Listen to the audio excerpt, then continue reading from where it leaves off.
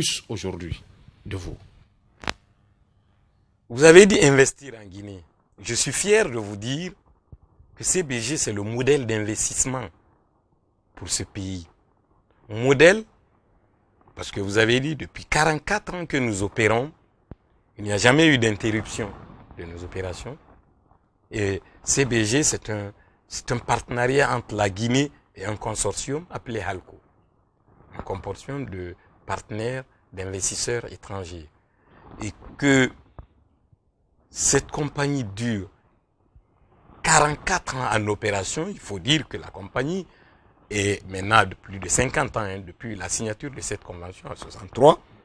Dire que cette compagnie a opéré pendant 44 ans sans interruption, malgré tout ce qu'on a connu de ce pays, je dis, c'est un exemple.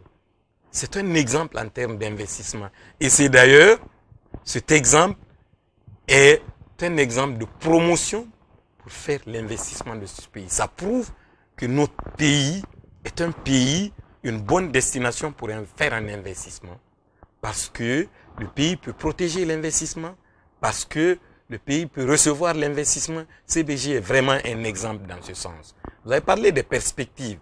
Les perspectives de la CBG, c'est vraiment l'augmentation de cette capacité, le doublement de cette capacité. On va passer aujourd'hui d'une production de 15 millions. Dans quelques années, on pourra parler de 28 à 30 millions. Donc, les perspectives, c'est l'augmentation de cette production. C'est donc l'augmentation des revenus pour le pays. Et qui dit augmentation de production va parler d'augmentation du personnel. Donc, va offrir plus d'emplois, va offrir plus de perspectives à la région. Et c'est ça aussi le futur de la CBG.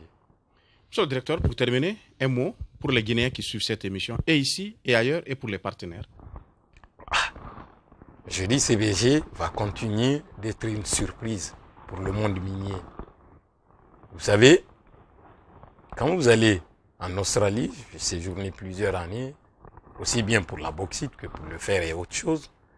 L'épaisseur de la bauxite en Australie, on parle de 2 mètres. À CBG, on a connu initialement le fameux gisement de Sangarédi qui a fait le nom et la réputation de la CBG pour sa qualité. Je peux vous dire que récemment, dans le nord de la concession de la CBG, dans la partie nord, c'est à Koumbia, dans la préfecture de Gawal, on vient de découvrir d'importants plateaux avec plus de 20 mètres de bauxite.